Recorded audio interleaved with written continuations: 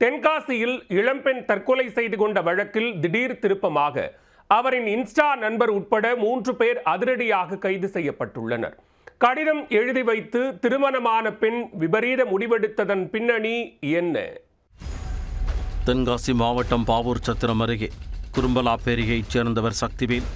திருமணமான இவர் Instagram, Facebook உள்ளிட்ட சமூக வலைத்தளங்களில் ஆக்டிவாக இருந்துள்ளார். இவருக்கு அண்மையில் ஆலங்குளம் அருகே உள்ள கிராமத்தைச் சேர்ந்த 26 வயது பெண் ஒருவர் இன்ஸ்டா மூலம் அறிமுகமாகியுள்ளார்.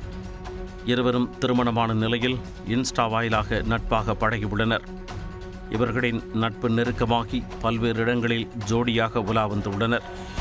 அத்துடன் ஆங்காங்கே நெருக்கமாக இருப்பது போன்று போட்டோக்கள், வீடியோக்கள் எடுத்துள்ளனர். இந்த விவகாரம் பெண்ணின் கணவருக்கு தெரிய வந்ததும் அவர் சக்திவேலை கண்டித்துள்ளார். ஆனால் அதை அவர் பொருட்படுத்தாததால் ஆலங்குளம் அனைத்து மகளிர் காவல் நிலையத்தில் புகார் அளித்துள்ளார்.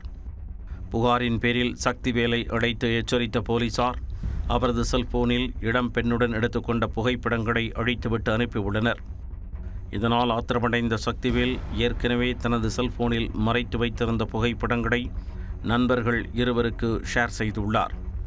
சக்திவேல் கொடுத்த அந்தரங்க போட்டோக்களை வாங்கிய முத்துராஜ் மற்றும் முருகேசன் ஆகிய இருவரும் சம்பந்தப்பட்ட பெண்ணிடம் தவறான எண்ணத்துடன் நெருங்கியுள்ளனர்.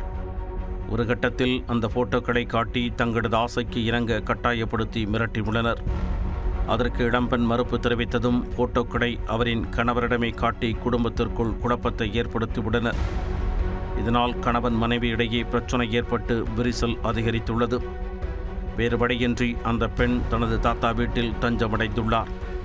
இந்நிலையில் இன்ஸ்டா நண்பருடன் இருந்த வீடியோ சமூக வலைத்தளத்தில் பரவியதால் கடும் மன உளைச்சலுக்கு ஆளானவர் வீட்டில் தூக்கிட்டு தற்கொலை செய்து கொண்டதாக கூறப்படுகிறது.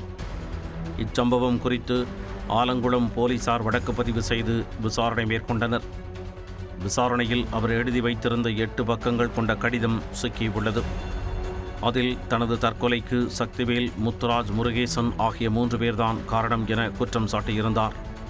தொடர்ந்து இவர்கள் தன்னிடம் பணம் கேட்டு மிரட்டியதாகவும் எவ்வளவு பணம் இழந்துள்ளேன் என்பதையும் குறிப்பிட்டுள்ளார். இதன் அடிப்படையில் சம்பந்தப்பட்ட 3 பேரையும் கைது செய்த போலீசார் அவர்களை நீதிமன்றத்தில் ஆஜர்படுத்தி சிறையில் அடைத்தனர். கைது செய்யப்பட்ட 3 பேரும் திருமணமானவர்கள் என்பது குறிப்பிடத்தக்கது. இன்ஸ்டாகிராம் மூலம் இளைஞருடன் பழகிய இளம்பெண் தனது வாழ்க்கையை இழந்ததுடன் கூடா நட்பால் உயிரையே மாய்த்து கொண்ட சம்பவம் ஆலங்குளம் பகுதியில் அதிர்ச்சியை ஏற்படுத்தியுள்ளது.